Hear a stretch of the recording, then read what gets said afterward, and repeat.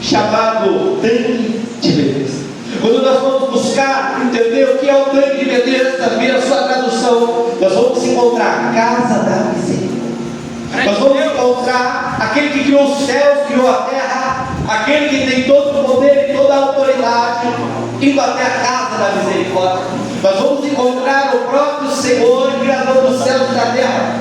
E no lugar, não tinha pessoas famosas. E no lugar, não tinha pessoas ricas.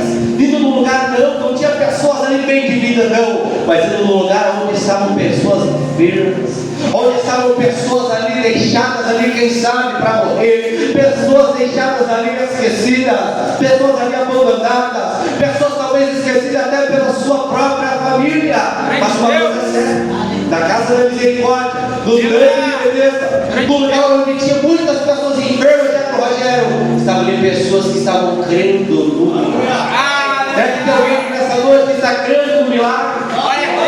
Será que você vê hoje convicto do seu milagre? Porque todos aqueles que iam para este lugar, eles estavam crendo no milagre.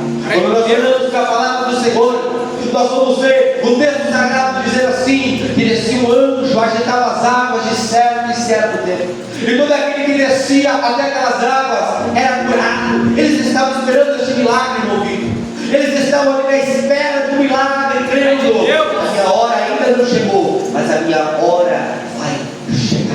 Nós vamos falando nessa noite, citou o livro de Eclesiastes sobre o rei Salomão. Lá no livro de Eclesiastes vai dizer assim: é o tempo determinado para todas as coisas. Ei, se você nessa noite está na casa de Deus e buscando há muito tempo por um milagre, há muito tempo e até mesmo quase desistindo, eu tenho uma palavra no teu coração: há um tempo determinado para todas as coisas, e o tempo da sua vitória, do seu milagre, pode ser esta noite.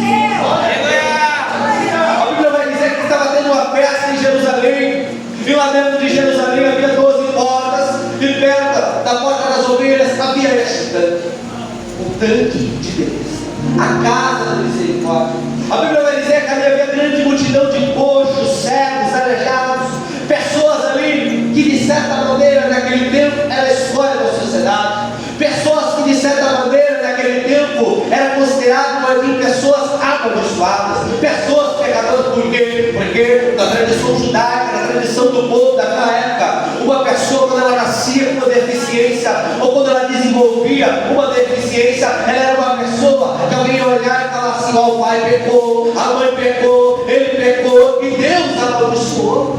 As pessoas olhavam para uma pessoa nessa situação e faziam o quê? Julgar, apontavam o dedo: você está passando por isso e por aquilo, você está passando por isso porque você é pecador, porque alguém da tua família errou. Mas eu aprendo com João capítulo 9 da Bíblia Sagrada, quando Jesus passa diante de um cego de nascença, e os discípulos vão fazer a grande pergunta: Senhor, quem pecou? Foi o pai? Foi a mãe? Foi ele? Não, essa enfermidade é para a glória de Deus. Muitas vezes Jesus vai permitir o mal se levantar na vida de uma pessoa para ele mostrar que é da vida da pessoa. Muitas vezes Jesus vai permitir um mal se levantar sobre a vida de alguém para operar um milagre e o nome dele ser glorificado. Pregador, mostra para mim na Bíblia um exemplo disso. Vamos para João capítulo 11. A Bíblia vai dizer: o amigo de Jesus, o amigo íntimo de Jesus, chamado Lázaro, ele veio adoecer. É chegada a informação: Jesus, o amigo a quem tu amas está enfermo. E Jesus vai responder: essa enfermidade não é para. Mas a Bíblia vai dizer que passa 4 dias, irmãzilda, Lázaro morre. Passa o tempo, Lázaro morre. E passados 4 dias, Jesus vai entrar lá em Betânia com aquele homem morto. Maria está desesperada, Marta está desesperada: Senhor, se tu estivesses aqui, o meu irmão não teria morrido. Mas a Bíblia vai dizer que Jesus vai chamar Lázaro após 4 dias. Jesus vai fazer um milagre na vida daquele homem. E Jesus vai dizer: essa enfermidade é para a glória de Deus.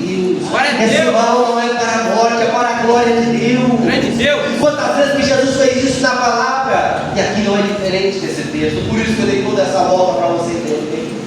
O que tem de tão especial neste lugar, pregador? Ali tinha um homem.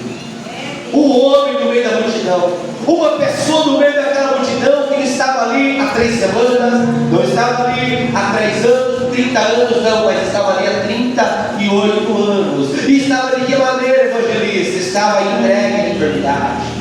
Estava entregue àquela enfermidade, porque o texto diz que ele era paralítico. Estava entregue à enfermidade. Estava ali com a causa de a coisa Tainara impossível. Para a medicina não tinha cura. Para a medicina não tinha cura.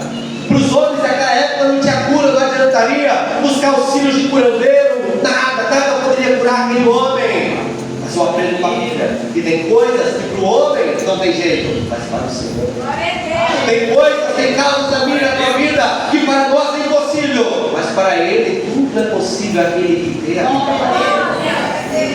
aquele homem está naquele estado há 38 anos, aquele homem está naquele estado há tanto tempo. Eu já imagino aquele homem, irmão Luciano, sem esperança. Poxa, é 38 anos eu buscando, é 38 anos eu esperando, é 38 anos eu querendo, buscando o milagre, ainda não aconteceu. Imagina as frustrações, imagina a vontade de abandonar tudo, imagina a vontade de ir embora da casa de misericórdia. Por quê? Porque o milagre ainda não chegou. Mas ele se levantava a cada manhã com a esperança. Ontem não deu certo, mas hoje pode ser o dia do meu milagre. Porque a Bíblia vai dizer que o dono da vida, Jesus de Nazaré, entra em Jerusalém, passa pela porta das ovelhas e entra no tanque de Deus, entra na casa da misericórdia, entra no meio daquela multidão de enfermos. E no meio da multidão ele enxerga a luz.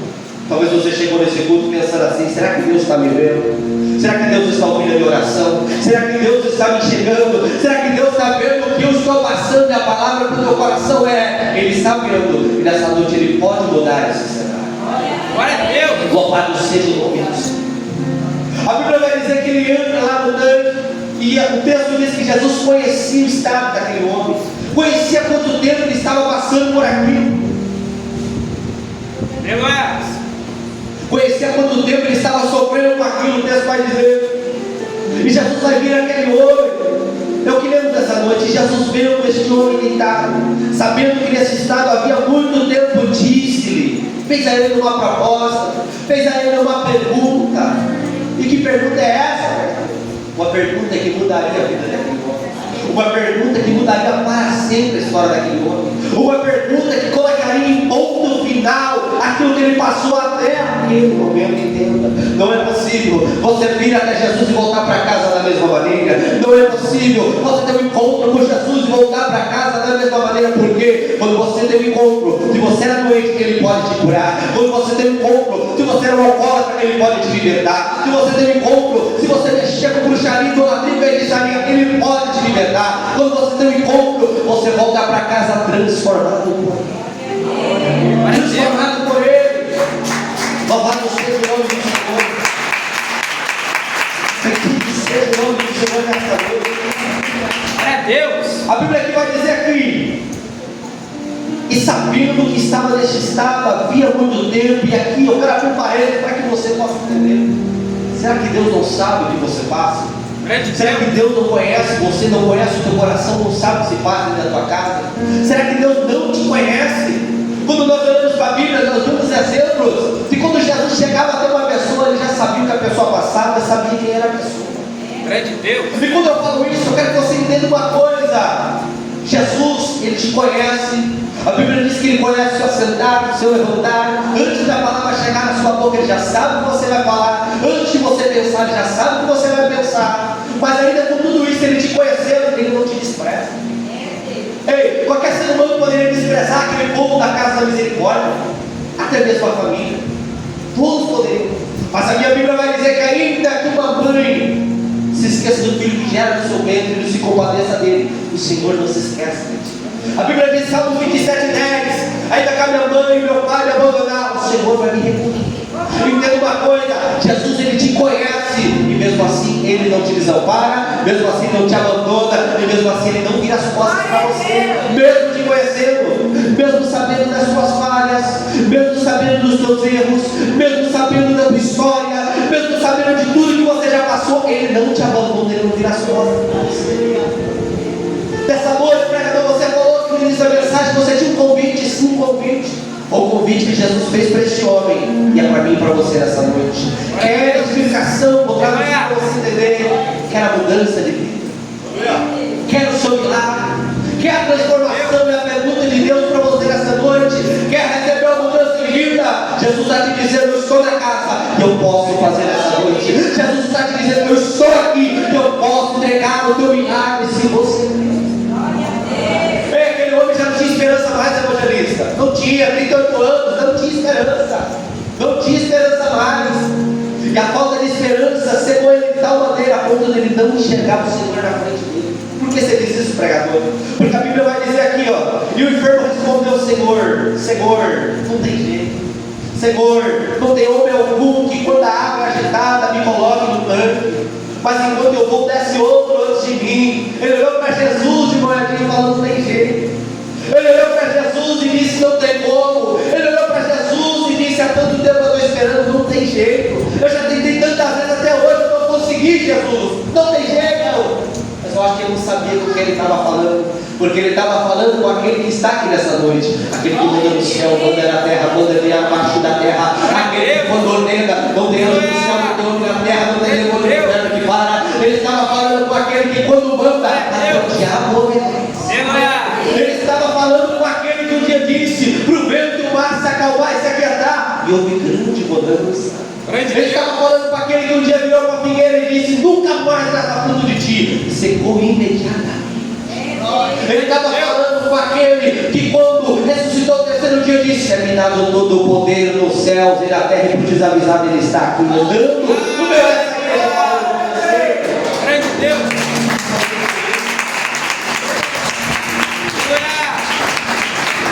Ter diálogo com Jesus. Falar com Jesus é a melhor coisa que você pode fazer na tua vida. Embora que muitas das vezes você não creia, embora que muitas das vezes você não tenha esperança, Ele é a sua esperança. O mesmo que vai dizer que Senhor não tem jeito, Senhor não tem esperança não. Mas sabe por quê? Porque aquele homem não tinha jeito, Adinho, porque ele estava há 38 anos esperando pelo ser humano. Há 38 anos esperando pelo ser humano e não esperando por Deus. Por que, pregador? Porque o texto diz: não tem ninguém que me coloca na água, não tem ninguém que me leva para o milagre, não tem ninguém que me leva até o milagre. Mas eu tenho uma alegre notícia para você. Na vida desse homem e na vida do povo no passado, eles precisavam de alguém que levasse eles até o milagre. Hoje nós temos a oportunidade de falar diretamente com o Pai, de adorar Ele em espírito e em verdade, de ir até Ele e pedir o milagre diretamente para Ele. Ele opera na nossa vida. No passado, esse homem era dependente, mas quando ele se encontrou com Jesus, eu imagino Jesus olhando para ele e dizendo: viu, você não precisa do ser humano, você precisa de mim. Você não precisa do ser humano, nem da opinião do ser humano, você precisa de mim. A Bíblia vai dizer assim, ó, que Jesus respondeu para ele assim: se o teu problema é isso, levanta, toma a tua cama e anda. Dá para analisar uma coisa dessa que eu ri nessa noite?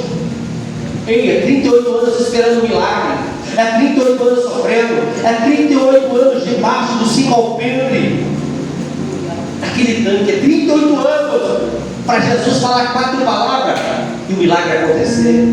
Você não pegou nessa noite, senão você tinha entendido o que Deus quer fazer na tua vida. Se Deus nessa noite derramou uma palavra sobre a tua vida, o milagre acontece agora. Não importa quanto tempo, não importa quanto tempo de sofrimento, não importa quanto tempo de dor. Jesus entra na tua causa nessa noite, muda a história, muda a situação. Eu disse para você: levanta dessa situação, toma a sua cama que é o testemunho e anda. Louvado seja o nome do Senhor. Esse Jesus pode mudar a tua vida, esse Jesus pode mudar a tua história. Mas é preciso você crer e é preciso você ouvir a Ele.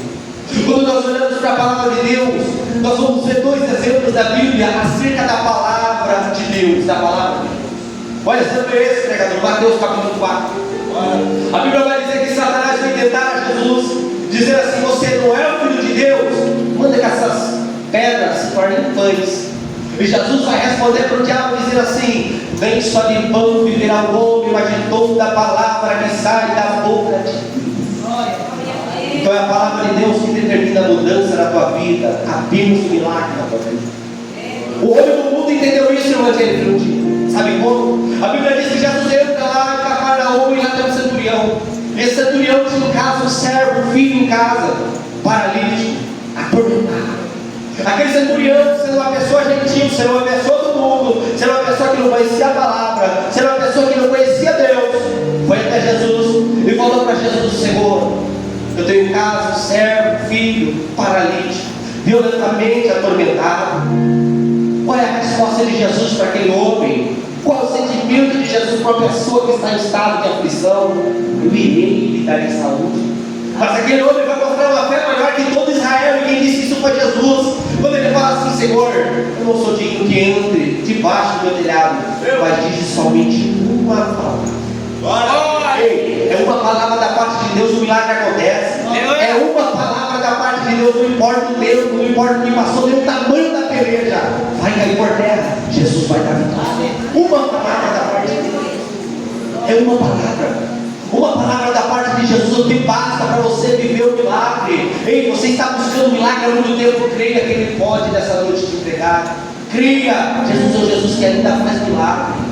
A minha Bíblia vai dizer em Malaquias 3:6: eu sou o Senhor e não mudo. A Bíblia vai dizer em Hebreus: Jesus é o mesmo ontem, hoje, será eternamente. E se Ele no passado levantava paralítico, se no passado Ele curava cego, se no passado Ele curava coxo, aleijado, nessa noite Ele pode curar, nessa noite Ele pode libertar, nessa noite Ele pode entregar, e nessa noite Ele pode derrubar a muralha da sua vida. Louvado seja o nome de Jesus.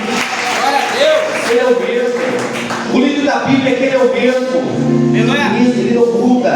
Ele continua operando na vida das pessoas. A Bíblia aqui vai dizer aqui, ó: levanta-te, toma a tua cama e anda. Levanta, toma a tua cama e anda. E o texto diz: e logo aquele homem ficou são, em outra palavra, ficou curado, tomou a sua cama e partiu. A Bíblia vai dizer em João, capítulo 9, se não me falha agora, versículo 9: eu sou a porta, aquele que entrar por mim salvar-se-á, sairá e achará novos caminhos, novas passagens. Por que você está falando isso, pregador? A pessoa que tem um encontro com Jesus, ela não volta pelo mesmo caminho.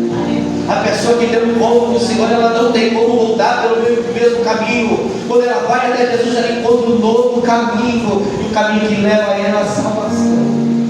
Ela encontra um novo caminho que leva ela à mudança de vida. Me dá um exemplo, o pregador da Bíblia, Marcos capítulo 5. A Bíblia vai contar sobre o endemoniado gadareno. Você conhece a história? Após os demônios serem expulsos, entrar nos porcos, pular na água, aquele homem ser curado, fica sentado. E o texto vai dizer que quando Jesus é expulso de lá, o endemoniado, antes que era endemoniado, chega para Jesus e pede para seguir ele. Não volta a fazer as mesmas coisas, não tem como. Não volta pelo mesmo caminho errado. Antes quer seguir o mestre, antes quer seguir o Senhor, antes quer seguir o caminho da luz. Entenda o caminho desse homem todo dia. Quem sabe era ir até aquele tanque, ou esperar todo dia naquele tanque. Todo dia o caminho dele era aquele tanque, não tinha mudança, não tinha para onde ir.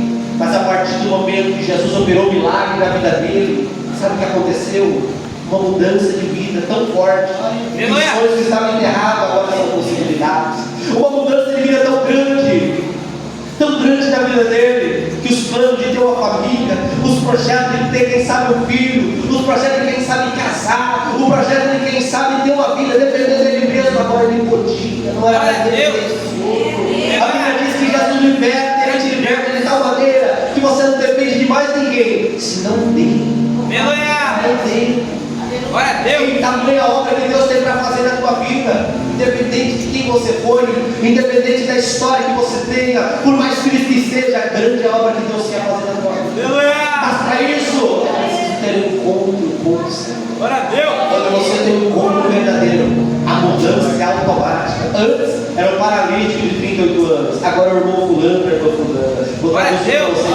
Antes de se encontrar com Jesus, era aquele que ficava jogado na sarjeta. Antes de se encontrar com Jesus, era um adúltero, era uma adúltera. Antes de se encontrar com Jesus, era uma prostituta. Antes de se encontrar com Jesus, era aquele que era perdido nos vícios. Agora é servo de Deus, é servo de Deus Altíssimo. Antes era cheio de orelhas de demônio, agora é cheio do Espírito Santo. E a sua boca anuncia a palavra de vida eterna. Deus te convida nessa noite, Jesus te convida nessa noite para viver o sobrenatural. Não importa o tamanho do teu problema, não importa o tamanho da diversidade, muito menos o tamanho do seu milagre. Para Jesus é coisa pequena, mas Jesus opera nessa noite se você crer. Louvado seja o nome dele. Glória a Deus. Jesus é bom, Jesus é fiel. Então vamos estar na presença dele. Aleluia. Então vamos saber que Jesus ainda faz milagre. Glória a Deus. Já pensou, evangelista, a gente vir para um culto desse, um sábado à noite, e saber que Jesus não faz nada? Mas agora, quando nós vemos um culto desse, saber que Jesus faz. Glória a Deus. Milagre, né? Aleluia. Amém. Louvado seja o nome do Senhor. Os irmãos se colocam de pé em nome de Jesus.